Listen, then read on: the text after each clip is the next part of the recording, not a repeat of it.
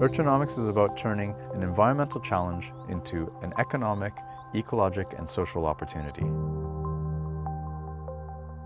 Sea urchins are quite amazing seafood products because they're essentially a flavor bomb. Due to an unfortunate combination of overfishing of predatory species, climate change, and pollution, we humans have created the perfect conditions for sea urchins to multiply and reproduce unhindered and overgraze and completely destroy entire kelp ecosystems. Now, the problem with this is that kelp is essentially the nursery for our marine ecosystem. So that means that without kelp, you don't have fish. Without kelp, you don't have crustaceans or invertebrates. You essentially lose your entire marine resource. The problem with urchins that have occupied entire kelp forests and grazed it down to nothing is that they starve and they become empty. So there's nothing inside them.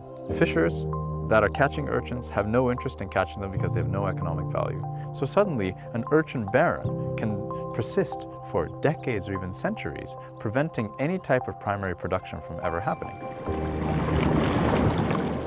What we do is we take the empty sea urchins that are occupying the ocean floor and we rehome them into our land-based ranching systems.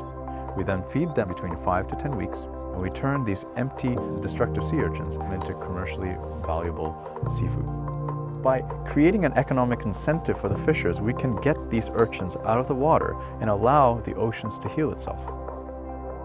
The kelp spores that are floating in the water column will settle quickly onto the ground and will turn back into a kelp forest within as quickly as 3 months. And it brings the ocean back to life again.